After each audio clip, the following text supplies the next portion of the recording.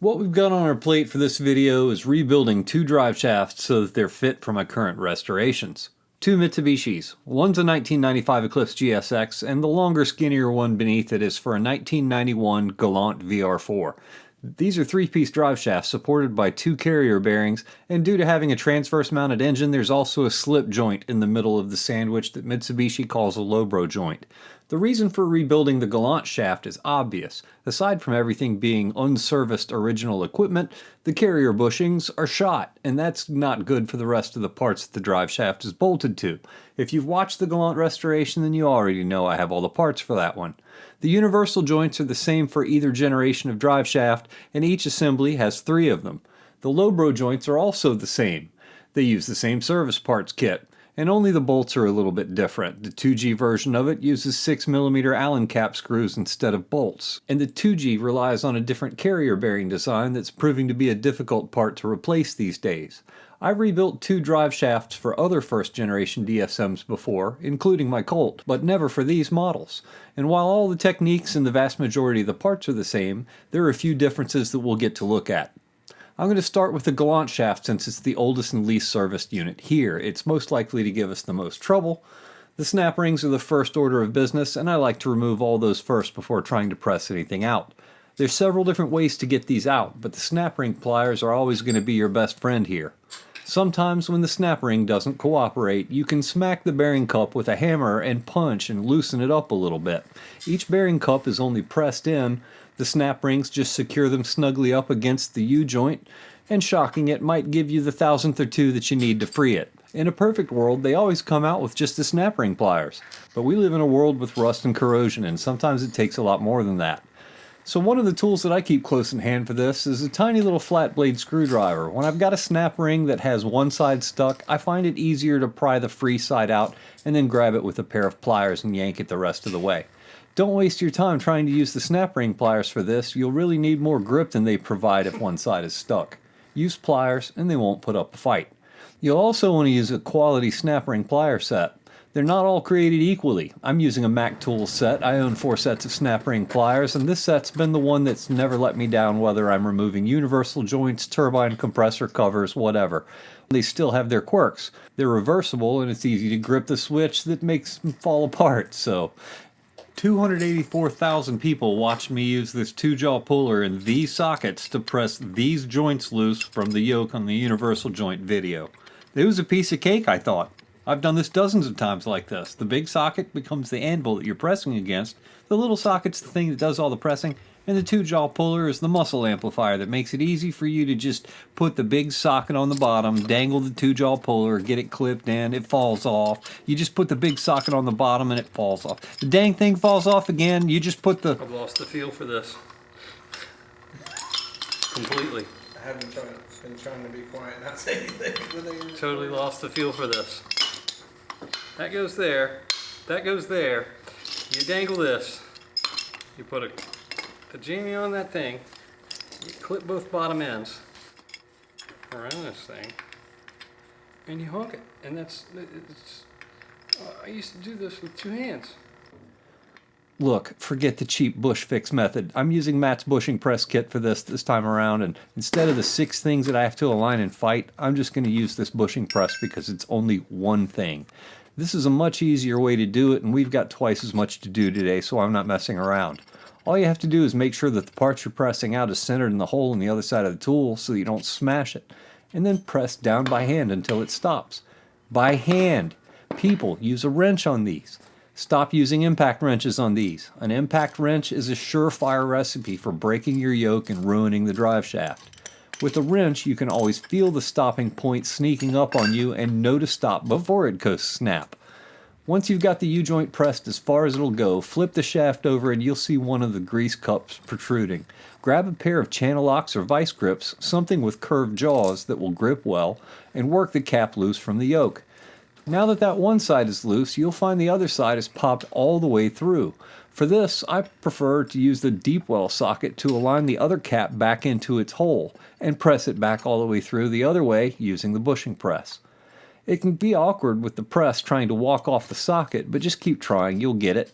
The reason why I prefer to use a deep well socket for this is because pressing the joint from a longer distance away helps you force it back through its hole straighter than if you press directly against the joint using the press. You're less likely to cross it up or make it bind. Once you've pressed it through as far as it'll go the other way, you'll be able to wiggle out the universal joint and either snatch off the grease cup with a pair of pliers or knock it out with a hammer and a punch. Of course, there's 4 legs on each of 3 universal joints, so we get to repeat this process 10 more times just on this drive shaft alone before moving on to the next stage. This is where you find that each one of these things wants to come out of here in its own unique way, with its own unique fight. You don't have to fight by their rules, though. Between a handful of techniques I've already shown, they should lose the fight every single time. Some just take longer than others. The front yoke is typically the easiest one to deal with overall because it's downstream for the transfer case. Any oil residue that leaks from the transfer case or engine is most likely to saturate this front end of the joint and keep everything from rusting and seizing together. You'll notice how most of these came out with just the snap ring pliers. That's what the front yoke does. But when you get further down the shaft away from the things that leak oil, that's when things typically get more difficult. Sometimes you smack those with a hammer and they still won't let go. Sometimes they're seized in there 2/3 of the way around, causing the snap ring to bend and lose all of its compression range that helps you squeeze it out of the hole. Sometimes it just ups and breaks in half, leaving the other half of it seized and broken off inside the hole. You just need to be patient and dig those things out. Hooked picks, screwdrivers, and in desperate times a hammer and a punch should suffice to do this. If it's completely uncooperative, sometimes it helps to just flip the thing over and attack it from the other side first instead. It's nearly an interference fit how tight these snap rings squeeze the universal joint in there, so alleviating that pressure on the other side can also help. But sometimes you get onto the other side and it's every bit as bad as where you started. If that happens to you, don't do this. The vast majority of snap ring pliers won't survive this. I'm tapping lightly and I'm doing it in an attempt to transfer that shock only to the snap ring, but this would bend every single set of cheap snap ring pliers that's out there. The last thing you want to do is damage your snap ring pliers at the beginning of this job. They're your best friend on this job. Remember, you wouldn't tap lightly on your best friend with a hammer, would you? Does your best friend know that answer? It's not something you want to do. I'm just going to pry this out instead. Don't try to be cute. Don't pretend that physics don't apply to you. If this happens to you, you just need to dig it out. You don't need to worry about breaking these things. Your new universal joints will come with a new set. Just don't take no for an answer. Start at the edge that you're able to move and work your way around prying it out. And that's what I'm doing here on the uncooperative side too. The bent snap ring finally snapped in half with some aggressive prying, and that allowed me to hook and yank the other side out fairly easily. I don't advise that you hook and yank on your snap ring pliers like this either, not unless you already know that they're going to survive it. A hammer, a punch, or a hooked pick would be a much better choice here. But not only are the snap rings harder to get out when you're farther away from all your oil leaks, the bearing cups can be problematic as well. Grease does a pretty good job of keeping moisture out, but dirt sticks to it, and a lot of that moisture protection goes away once you add the dirt. Fortunately, this kind of thing happens below the grease seals, but the inner portions of the caps can get caked and develop a cement-like funk that tries to glue them in place over time, because it creates a seating condition for rust. Sometimes it can help to clean those up with a wire brush, and you'll see me do that occasionally whenever necessary. Otherwise, I just honk on it and power on through. Right now, the 90-ton elephant in the room is using penetrating oil. I'm doing all of this dry just to show you that you can. You don't need it. Parts of this job can be miserable if you get your hands oily. Dirt's fine, but unless something is severely seized, you shouldn't need fire or penetrating oil for any of this. Just don't be alarmed when you see the wire brush coming out instead is all. You can buy a bushing driver set like the one I'm using for about $100, but the raw driver tool is that's enough. That's all you need. You can even rent these things, and with a 22mm socket wrench to operate it, your universal joints are no match for it. Plus, there's nothing to juggle. Since I'll be covering both the 1G and the 2G drive shafts from start to finish, I hope this video could be a fraction as successful as that drive shaft series. If those videos brought new viewers here, well, welcome back to my 2 new restorations. Please make yourselves at home. Stick around. You never know what might happen. Some, but not all of the U-joints were bad, but as far as I'm concerned, nothing but the shaft and the Lobro joint are any good anyway. I'm replacing everything else. If you want to see and visualize what a bad joint feels like, Notice how there's an easy range of movement, and then there's a tighter, stickier range here, sort of flops from one to the other. That means that the needle bearings inside it are pretty good and hammered on one axis. If the angle of articulation in the joint doesn't keep those needle bearings inside the cap moving around enough to spread out the wear, then they tend to get flattened out. The joint should be somewhat stiff, but allow for smooth movement or else it translates into vibration, or even a thumping sound from inside the car once your carrier bearing bushings are shot. The U-joints and the carrier bushings work together to minimize drive shaft noise and vibration inside the car. Both of them play a part in this.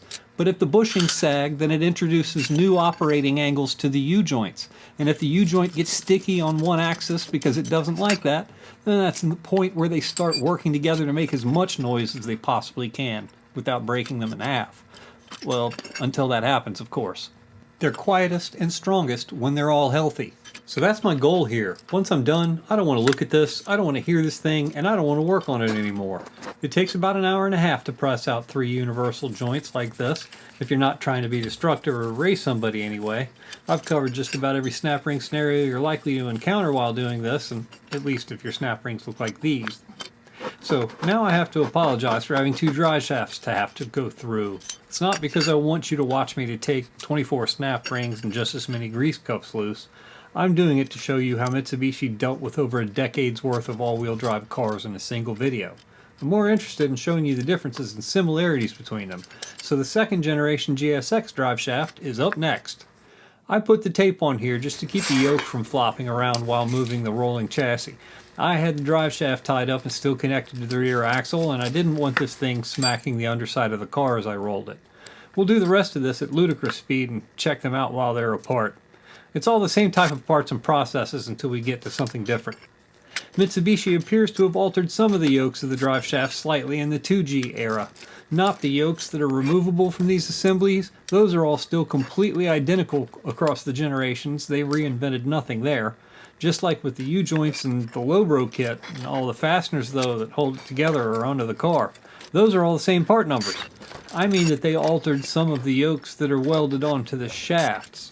Because the front 2G shaft is bigger in diameter than the 1G, its welded on yoke naturally is bigger and beefier than on the 1G. It would be stronger, sure, but I'd consider that a very minor change.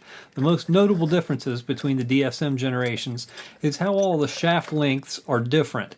The carrier bearing designs and mounting locations changed between the 1st and 2nd generation DSMs, and what all this means is that while the parts are the same to service them, the drive shafts aren't compatible to swap around on different models or across generations as any sort of an upgrade. They won't line up with anything under your car if you do this, so save yourself the time and headaches of trying to make that work. You'll just have a different stock drive shaft that your car didn't come with, that doesn't fit right, and perhaps even flies apart under load from binding up or not being long enough. So if you were ever considering trying to do something fancy like that, insert the clip of Chad's car here. There, that's fancy. Just go ahead and go aftermarket. If you get the 2-piece aluminum unit that can handle almost 1,000 horse torques, that's just a little over $1,000. It'll cost about $750 these days to rebuild a complete 1G factory original driveshaft with all new Mitsubishi parts. So either way you go, you want to do it right. That sounds like only a $250 difference between the factory unit and the upgrade, but the 2-part piece of the 2-piece label for that aluminum shaft, it's still got the stock rear shaft on it. You've still got 1 carrier bearing, 1 standard universal joint, and part of the Lobro joint. The 2-piece aluminum driveshaft upgrade does save you a front carrier bearing, a Lobro joint kit, and you get to delete 2 of the factory universal joints from your parts list. But it adds 2 bigger universal joints to maintain, and it has no slip joint to absorb the thrust angle changes. Even if you already have the splines and the transfer case upgrades sorted out prior to doing this upgrade, it's still going to be $1,350 at a bare minimum if you still have to rebuild the back third of the drive shaft along with it. There's upsides regarding performance, but you're going to hear more drivetrain noise during deceleration than you will with your stock 3-piece shaft. End of story. It offers more torsional absorption with the upgrade than you'll get from the OEM steel unit, i.e. it twists more than stock, and that's better for preserving your rear diff and axles on hard launches. But enough about upgrades that I'm not doing here. Let's do something different now. After 3 hours of snap rings and universal joints, I need a break. In Driveshaft 101, I marked all the shafts A, B, and C for instructional purposes. I'm not doing that at all this time. The shafts are all unique enough that I know where they all go. The front and rear drive shaft yokes should all be aligned. I've observed that, and if you do that, it gives you a guide to where to put everything else, because the center shaft can only be installed 90 degrees out of phase from the other sides.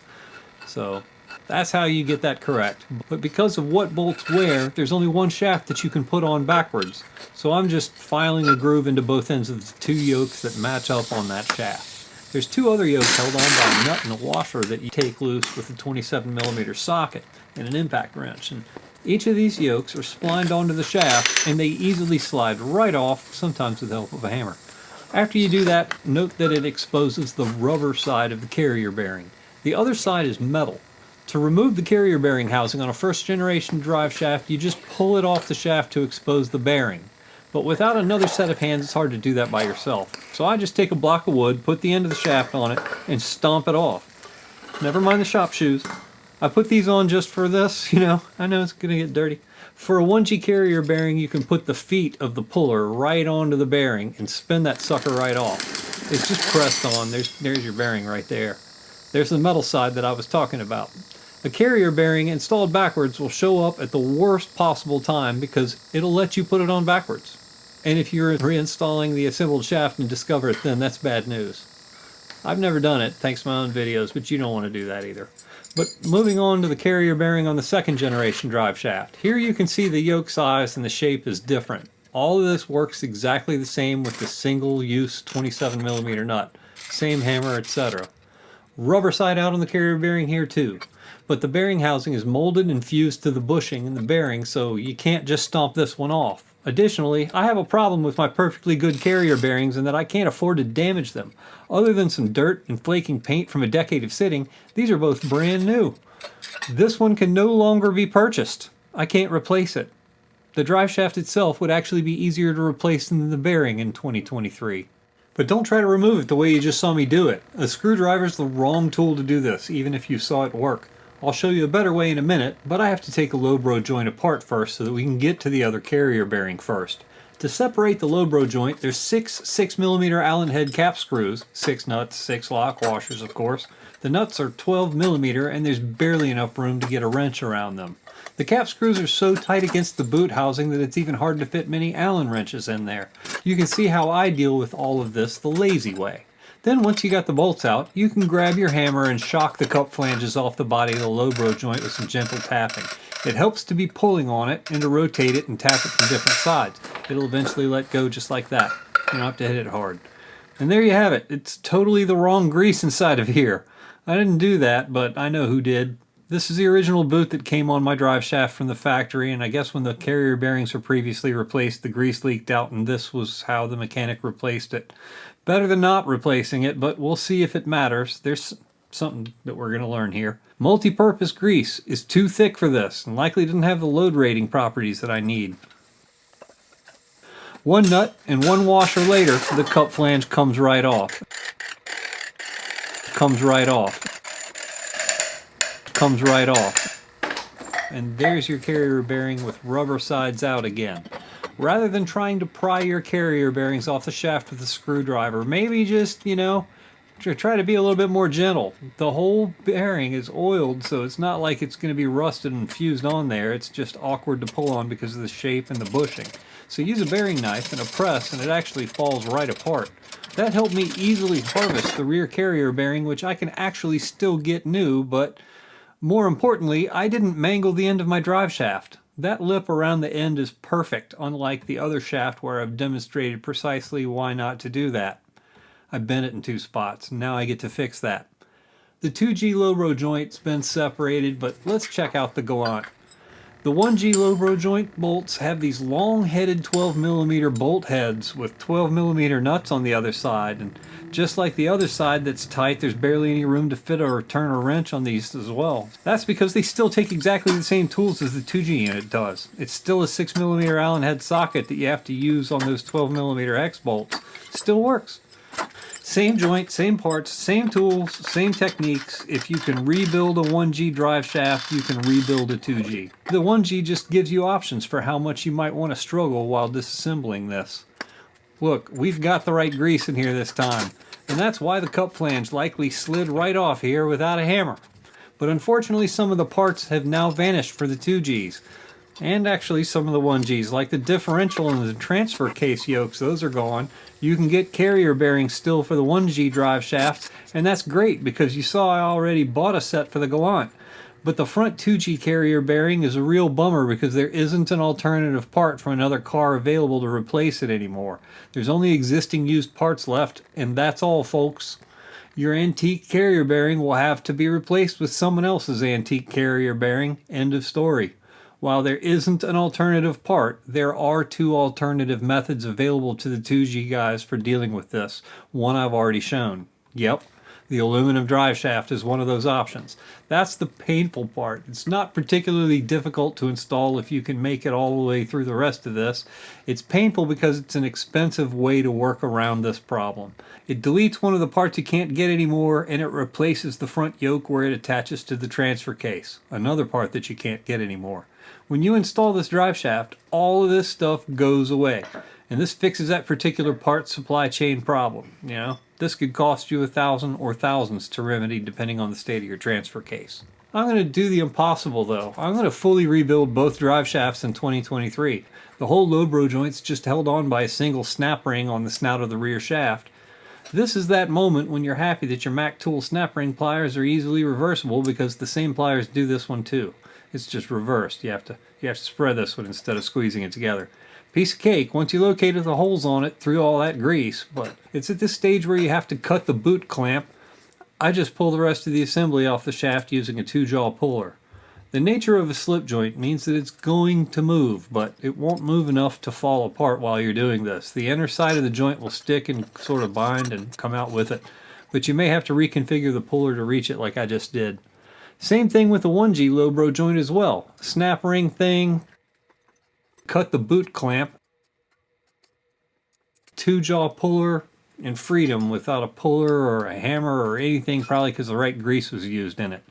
I got two completely disassembled drive shafts that have to be cleaned and inspected first before the next processes can begin. And the fastest, least destructive way to get this over with on a 96-degree day in direct sunlight is the siphon feed blowgun and mineral spirits trick. Big piece of cardboard catches the grease that doesn't get dissolved by the mineral spirits, and it evaporates, leaving all that residue in the cardboard.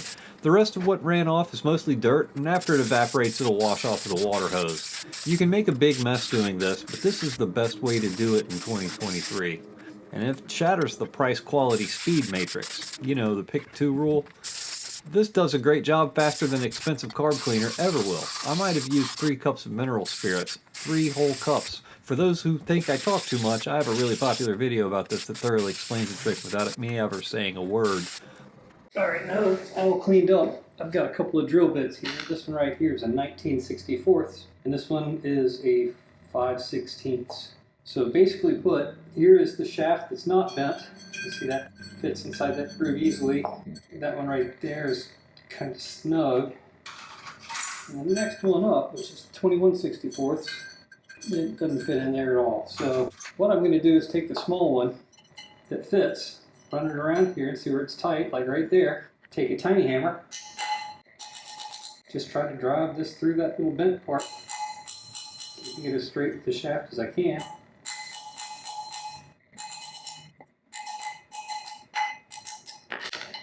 Got it through there.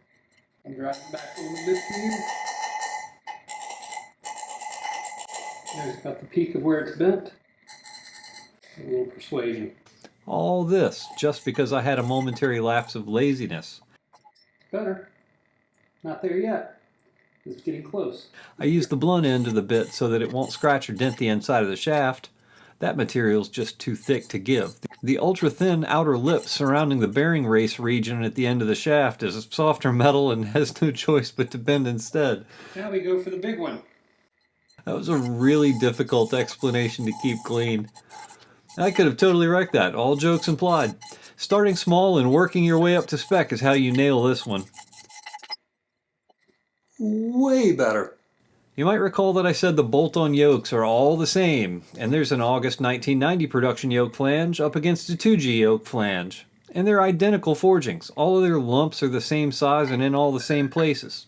Put the yokes back onto the shafts to protect the splines. The transfer case yoke at the front of the shaft engages a seal inside the snout of the transfer case. And a rusty yoke is a big problem, not just because it'll wear out the seal, but because the transfer case yokes have been out of production for a long time. It's hard to replace. But if your yoke rusted up under the car, it's not the end of your world. You can totally fix it. Just use fine emery cloth, some WD-40, PB Blaster, or some other penetrating oil, and you'll be able to clean all that right off of there. If there's scratches, chunks, or pits in it, yeah, it's probably toast. But here's your before and after. This works.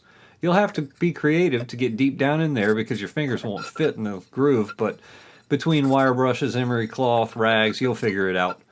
I used medium emery cloth as an example, but you should only use fine emery cloth on any sealing surface. I'm out of fine emery cloth. I just used a steel pipe brush to buff the surface rust and the dirt out of all 5 pieces of both drive shafts. This concludes everything I was doing to clean up these shafts. Someone else will do the rest for me. This is another load of stuff that I get to put in my truck. None of this is going to look anything like this when I get it back. The mineral spirits did most, but not all of the work. There's the junk pile. There's the keep pile. The junk pile goes in the trash, but most of the keep pile is getting powder coated. I'm uniting all their family members with giant zip ties for transport. Insert joke that will get me demonetized here. But parts like these yokes are service parts that can get broken or might need to be periodically replaced. Why spend time and money coating this? The one on your left is the Galant unit that spent its whole life inside its transfer case. It's totally fine. And you watch me clean up the rusty one on your right. If I had to use it, it would totally work, and I would spend a whole lot more time on it, continuing the cleaning and painting if that were the case, but I'm not. I had the foresight years ago to buy spare yokes. I've been using these as spare transfer case plugs for a decade. These are out of production and out of stock. It's always been my intention to replace the rusty one or to be able to service my cars. I just wanted to show you earlier how to clean one up with emery cloth and oil if you didn't do this. It won't do this to it, but it's going to put you back on the road again. Let's take a trip with these cleaned up, degreased shafts to a hard-working crew with a much greater investment in metal restoration and coating equipment than I will ever have. Deep down inside, you all knew this was coming. And with no video trickery whatsoever, Justin sprang right to work and finished the entire job while I waited. What? So 5 seconds later, I had completed my half-hour drive back to the shop with all my finished parts. I still have 2 Lobro joints to take apart and clean out. Each one is made of 9 parts. There's 6 balls, an inner and an outer race, and a bearing cage. Due to wear patterns and age, I want to keep it all arranged the same way, and the 1G Lobro joints aren't marked. A Sharpie isn't going to cut it here. This steel is super hard. I learned that it dulls your punches before they'll only leave a little tiny shiny spot on there, so I'm just using a tiny carbon steel file. I still only managed to clean and shine it, like my punches did when it dulled them. The bearing cage position doesn't really matter, but I work clockwise removing the balls and I store them left to right as I disassemble it so I can put it all back the same way. The grease cup on the Lobro joint is a tight fit. I've broken tools trying to remove these before, but my successful way is knocking its circumference loose with a hammer and a punch. It's awkward, but you don't need a vise. A vise will just mark it up while you beat on it. You just need the initial shock of the impact against the edge of that metal cup to break the seal. Wipe all the grease on the cage and the races, and give everything a thorough inspection. You should expect to see wear like this on a car this old. 148,000 miles and more than 3 decades of age is going to do this. What you don't want to see here are gouges, scratches, or chunks from something that got chewed up in here. Despite the polished wear marks, this one actually looks really good. There's no discoloration or anything that you don't want to see. Looks like the bearing cage is polished an inner edge and you can see where the balls lived. Run your fingernails through all the troughs. You can feel the defects if they're there, but same with the bearing cage. If you feel sharp edges, those are okay, but a sharp burr or finding uneven wear on it somewhere could indicate a bigger problem. Relying on my marks, I put the inner race in the cage and lined them up with the outer race. Then, one at a time, I cleaned up the bearings and put them back where they came from. Using solo cups for this might seem goofy, but it's so simple to me, it just makes it easier for me to not get crossed up. The ball immediately clockwise from midnight is number 1 and it counts up. The cups are 1 to 6 left to right for me. No need to bring ink or paperwork into this. We can all count to 6. My point here is just do this in a way that makes sense to you. None of this is really hard to do, it's just a process. The flat side of the bearing cage and the flat side of the outer race go on the same side. The inner race's protruding lip goes on this side too because it's where the snap ring sits when it's all assembled. The Galant joint's ready for grease and final assembly at this point. In the meantime, I'm stretch wrapping it to keep it clean and bagging it up with all of its other Galant friends. You saw how I put the Galant unit together. Now here's the GSX joint that we haven't taken apart yet. Flat on flat with the outer race and cage. And the protruding rings right there on the inner race. Where the second generation Lobro joint differs from all the 1G units that I've ever rebuilt is that it's already marked. You see those green dots. But don't take your markings for granted, and I'll show you why. I know that I'm replacing the boots already, and I'm beating on this thing just to soften up the seal. Don't beat on the metal boot housing if you're trying to keep it. It'll probably survive it, but its shape is purposeful. It's just made out of thin stamped sheet metal, but I swear it's like Mitsubishi installed it while its paint was still wet because they really get stuck on there good. This is the wrong grease because it doesn't run. Moly lube is far less viscous. Centrifugal force creates an oil level inside of here all the way around the joint while it's spinning. But this kind of grease is just too sticky to cooperate with all that spinning nonsense. The good news is that it was overfilled, so everything stayed good and lubricated, but now it's a frothy, sticky, but slippery mess to have to clean up. So after a vigorous drubbing resulting in destroying a few shop rags, the vast majority of it's gone, but I continued a second round with powerful solvents to clean all that out of the pores of the metal and clean up everything else. And what do you think happens? Yeah, the factory marks vanish. Just like I suspected they would. Paint marks don't stand a chance against brake cleaner or powerful solvents like this. I thought this was going to happen, and this is why I introduced this segment telling you that Sharpies won't work. After reviewing the camera footage, it was determined that this is the angle of how this was sitting in here, because I was able to tell by where that little piece of corrosion was. Because of that, that's where the dot was. I know that I'm uniquely equipped to deal with this because I'm filming everything. The lesson you should learn from this is to take pictures of the thing that you're about to take apart. You know this already, but it's just a friendly reminder. Now you can see why the solo cups matter to me. There's just enough other stuff to have to pay attention to already while I'm doing this, and it makes it mindless.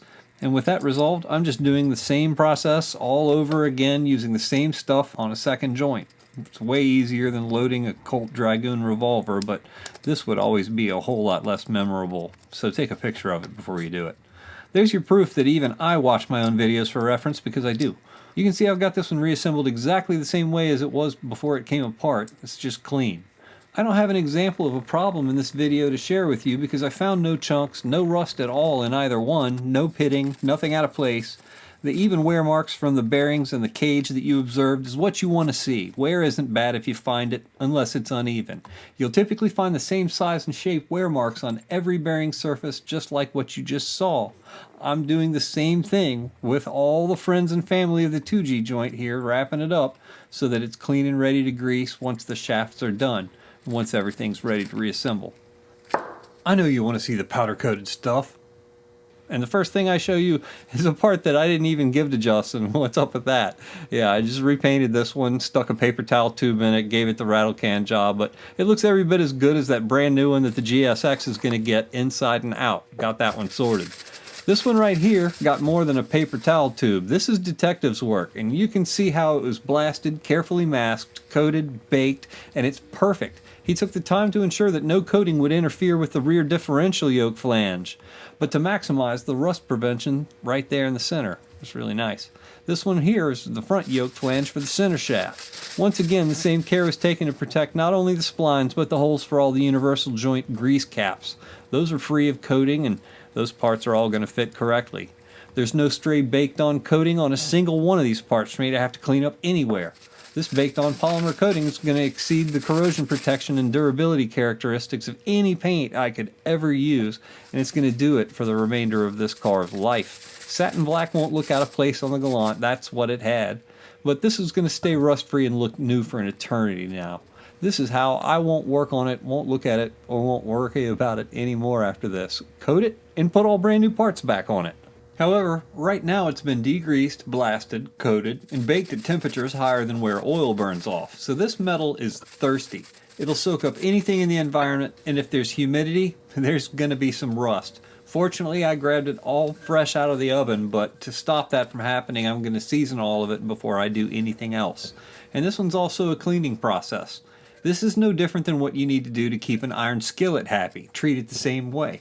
You'd typically try to render some fat in it, clean that skillet with oil rather than get it wet or use any chemicals. An iron skillet's going to rust, and you don't want that in your food, so we're not making food here. I just want an enemy of rust is all, so I'm brushing every single bit of the uncoated steel on all of these parts with fresh, clean grease. I think you'll be surprised by the results of what this actually does. Where I live, ferrous metals that endure these processes can flash rust in minutes and be unrecognizable within days if you don't take measures to protect them from the humidity alone. It also makes that metal grow and shrink again during the baking process, opening up all of its pores and allowing it to let go of some of the deeply embedded dirt or impurities on the surface that didn't come off in the other processes. Add to that, powder coating shops are dusty places. So the grease is like the equivalence of applying Windex, Rain-X, and moisturizing cream all in one right now. This is an important step for ferrous powder-coated parts on all uncoated areas. Do this. The worst thing it might do for you is to help you put your parts back together more easily. Even though some of the parts that we've put on here are already greased, it helps to add a little bit more grease to the parts as they go on. It's not going to hurt you here, but we're not ready for all that yet. I'm going to let these things sit overnight and we'll continue this tomorrow. It's tomorrow. I'm going to use white paper towels to show you what color that clean, light tan colored grease turned after 3 cleaning cycles, baking and then being smeared with said clean grease. And how about that? Grease removed not only the environmental exposure of the blasting and powder coating processes, but all the deeply soiled stuff embedded in it that mineral spirits didn't even remove. Look how dirty that is. When you see anything that's reddish in color on these towels, there's only one thing that can be. Once it starts, it accelerates. So if you degrease anything with iron in it, well, just remember this. Try to season your parts. I won't pretend that doing this makes steel waterproof. Grease is just a preservative that can also be used as a detergent. And there are times when you should clean with it. Grease is your friend. And some would argue that I'm wiping off all my protection right now. Now I'm just wiping off the detergent. I'll be applying the grease next. After all, you wouldn't cook your food in the same fat that you cleaned your skillet with. This stuff isn't going to rust anytime soon, not now. These 33-year-old parts look better than factory new. So let's go ahead and give them some new factory parts, shall we? Starting with the spider gears, universal joints, whatever you prefer to call them. Mitsubishi packs the joint disassembled, and included with the joint are a series of 5 different pairs of snap rings. They're different colors to represent different thicknesses, and by changing the thicknesses of the snap rings, you can affect the end play or preload on the universal joint. Silver, blue, bronze, brown, black is the order from smallest to largest. But it's best to have a set of calipers handy because the color variations can be harder to read than a measurement is. These are the worst Rolos you could ever eat. And there's the body of the universal joint right there. I'm going to go ahead and grease the post, smear a little tiny bit inside of each post. Not enough to block the hole or anything, but put one cap back on the yoke, insert the joint into the opposite hole, and then it'll fit into the cap. Next, another bearing cap and press them in as far as you can by hand. Then you use the bushing press to drive one bearing cap past the snap ring groove that's cut into the bore. I'm starting with the medium-sized snap rings just to see where I'm at. Then flip the yoke over, use the bushing press again, and then press the other cap all the way down. Continue pressing the opposite bearing cap against the opposite snap ring. After you've done that, install the matching colored snap ring in the opposite side. It can take some fiddling to ensure that you've got the right set in there, and I did eventually swap these out for the silver ones, but what the service manual says to do is smack the cap with a brass punch and then check for clearance with a feeler gauge. That gap extends to a tighter specification than you're ever going to find a feeler gauge for that fits it. But the factory gave it to us, so we'll try it. The smallest feeler gauge you're ever going to find is a 15 10,000ths, not 8 10,000ths. Really, you're just best off going by a sense of feel with the way the joint moves. Let's put this yoke on the shaft. This is the same exact process. One bearing cup, universal joint, other bearing cap, squished by hand, squished by bushing driver, but I'll at least give you a better angle at it this time. Just like what you see happening here, how the joint slides to one side, you don't want to mismatch the snap ring colors on the opposite sides because it will add an off-centered wobble to the drive shaft. It won't center the U-joint. Your carrier bearings are going to hate you if you ever do that, and you'll wish that you never did it. Even though I ended up swapping snap rings off camera, the way you check the joint is to first ensure the snap rings are fully seated, and then check both rotational axes to ensure they move with the same resistance pressure. Having one tight and one loose will do just as bad as mismatching your snap ring colors because one axis will be stiff. If you feel scraping or grinding, it's too tight. If the snap rings don't fit or won't fully seat, well then it's too tight. If the snap ring seats and the joint flops around when you're done, it's too loose. This is where you develop your sense of feel on this job. You just got to look for that smooth movement, no floppy joints. The other end of the rear shaft has the grease cup for the Lobro joint splined onto the shaft and secured with a washer and a nut. But we've got to put a carrier bearing on it first. Rubber side towards the front yoke, metal side towards the dust seal on the shaft, and then install the grease cup flange. I didn't mean for these to get powder coated, but they sure are cool. If someone's trying to determine if their Galant was mine or not and found this, they'd know. This is my Easter egg. 27mm lock nut. You use this nut to compress all of the sandwich together. I ran it down to save wear and tear on my torque wrench, but I left a little more on it than I thought. Oops. Torque spec on these is 116 to 159 foot-pounds. I'm aiming for the above minimum and still serviceable side of that spec, rather than going for the yield strength of the nut and the shaft side of it, on this one. Maybe later, but not now. Using a new lock nut is the key to making it all stay put. And I like it. That wraps up all the preparation on the rear shaft. Better than stock, but still stock. New. Let's keep it rolling. Gonna go to the opposite end of the shaft now. There's no marks on these ends because I know they're service parts that you can replace. It's helpful to do it, but it's pointless for the most part when you're powder coating all over it and covering them all up, so the marks are hard to find after that. But I marked the flanges in the shaft that matter. You can't put any of them in the wrong place, but it is possible to put two of them on the wrong way. It's not the rotational balance of the yokes that matters.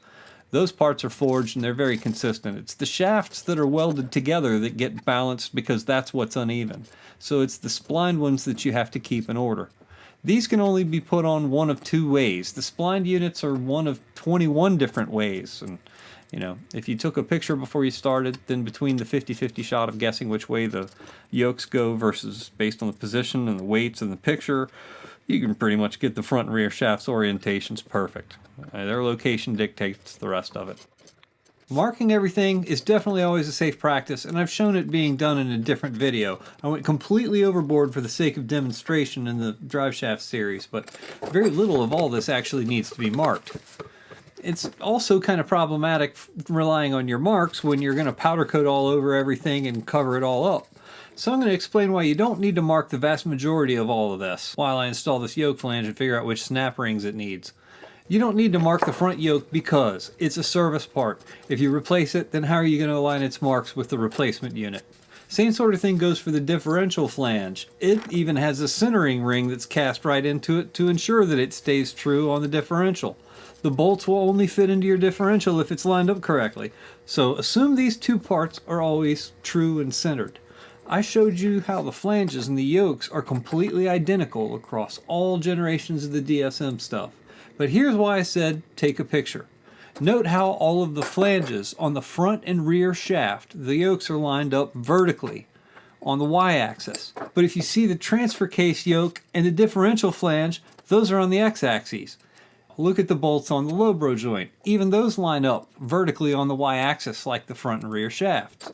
You can only be true 0 or 180 degrees out on the welded on yoke flanges for the front or the rear shaft. So if you match your picture, you're good on 2/3 of the shafts as well as what they're connected to. So the way you do this is you pay attention to the position of the balancing weights.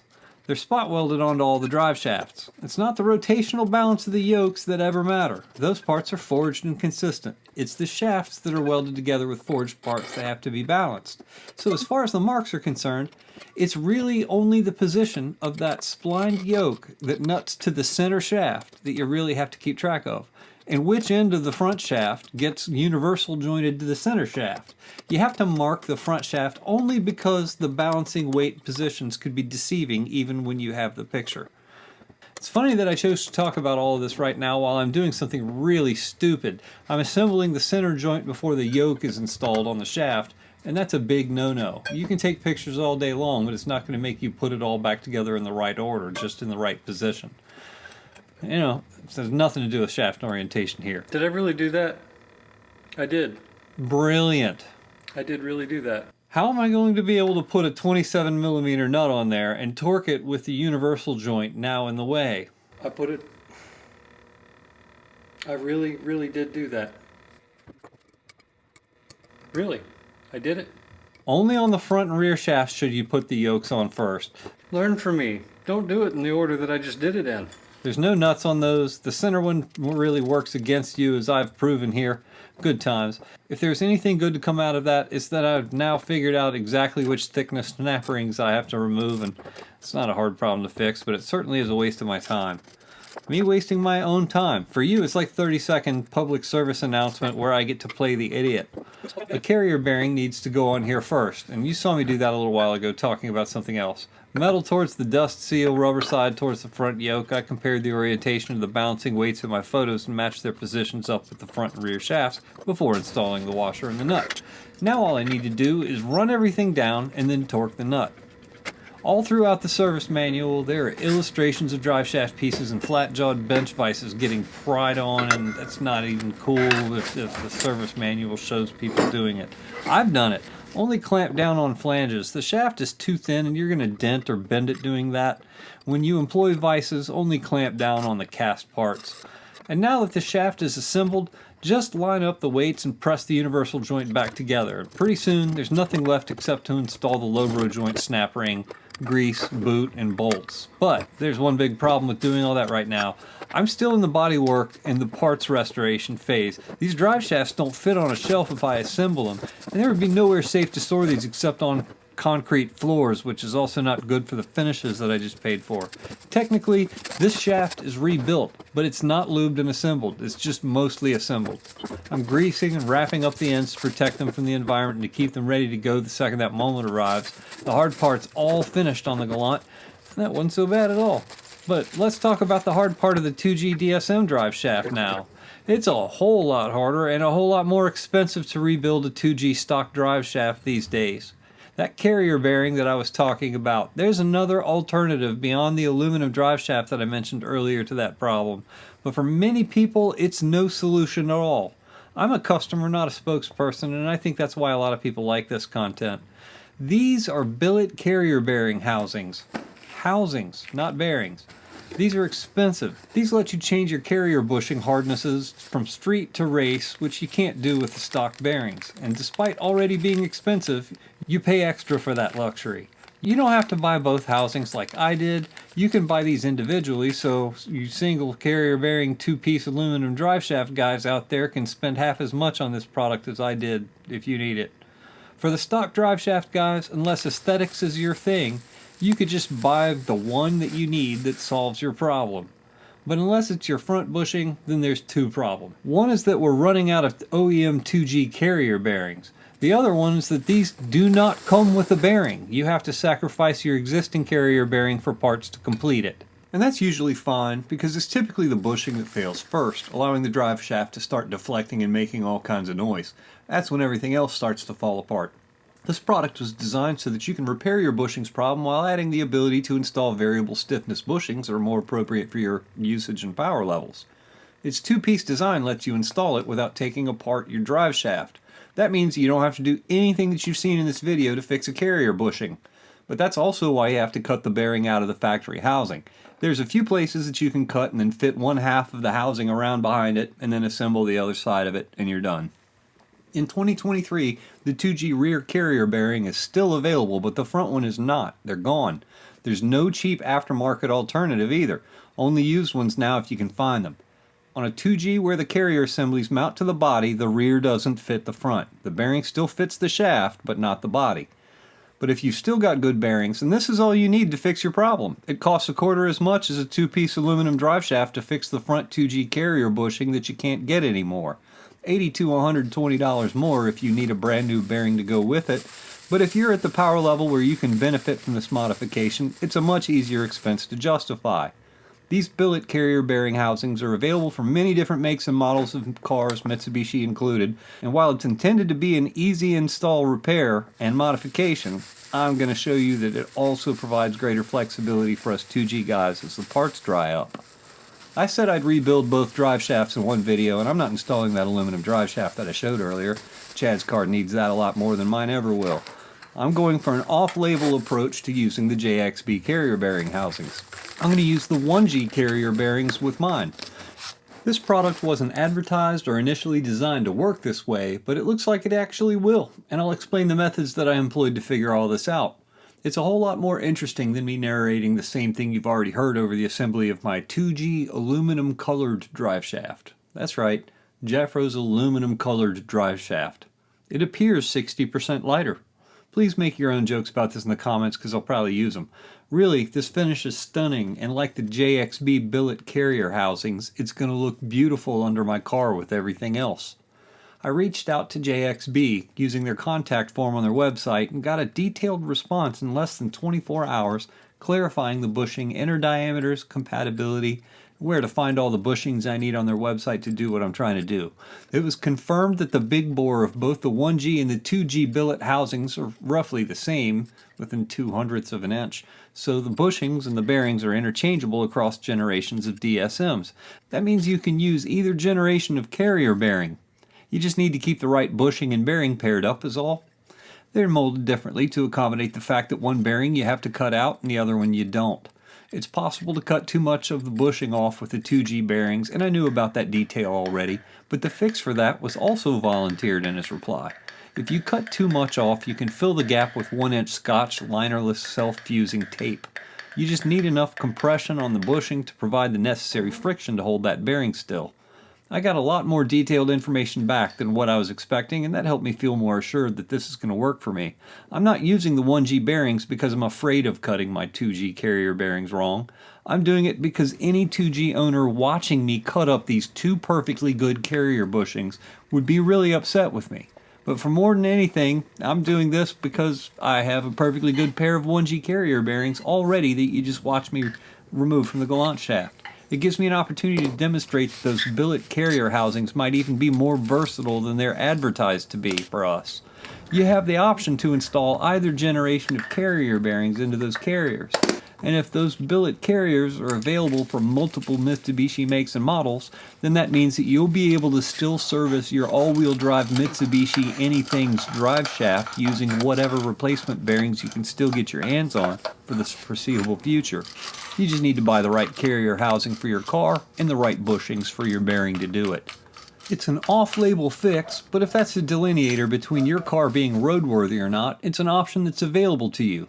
If the 1G bearing doesn't fit quite right, the fix is the same as if you cut your 2G bushing wrong, and I'm not opposed to it either way as long as it works. Performance parts to the rescue! Here I've got it clamped up again with blocks of wood to protect the finish, and braced on the other end with another 2x4 for leverage. Going to 140 on this one. I'm aiming for the stuck on there real good but still serviceable range of the torque spec this time around. I figured I'd give you a better look at how I clamped this because the advice about not clamping the shaft was good advice. Even if you don't crush it, it's still possible to bend it while you're torquing the nuts. Not even the factory service manual warns you about this. Under any circumstance with these parts, only clamp onto the cast iron things. If you reuse your carrier bearings, be sure to scrape any dirty contaminated grease out of there and replace it with the fresh stuff. What's already in it is equivalent to multi-purpose grease, or wheel bearing grease. As long as you find no grit in what comes out, then you're likely to still have plenty of life left in it. I checked these carefully, which doesn't translate into any sort of helpful video because you can't see what I can feel, but I cleaned and repacked both of them prior to installation. With the nuts torqued, I can put the front and center shafts together now. The two-piece carrier housings could be installed at any time, but my 1G bushings aren't here yet, so we'll just do that when we put the car back together. I'm just going to get the GSX driveshaft in the same condition as the Galants, where it fits on a shelf and is ready to go right when it's called upon. It's $730 to rebuild a 1G style driveshaft in 2023, and everything but the yoke is still available.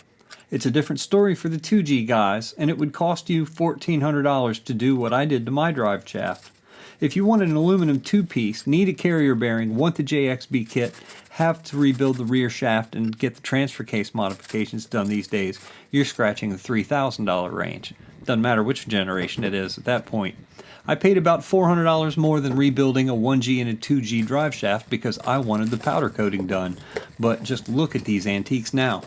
Better than new. It's worth it. It's a far cry from where we started. This solves every single issue connecting my front and rear axles together. The part numbers, the links to the products as always are in the description. It's never been more apparent to me than now that the only reason I can share this experience with all of you is because of the names that you see scrolling in my credits. I keep breaking records according to my analytics page, but my Patreon support is the only thing keeping me afloat lately. Maybe I should send YouTube a get well soon card. Did I forget its birthday or something? I hope everything's alright, but anyway, until next time, stay tuned.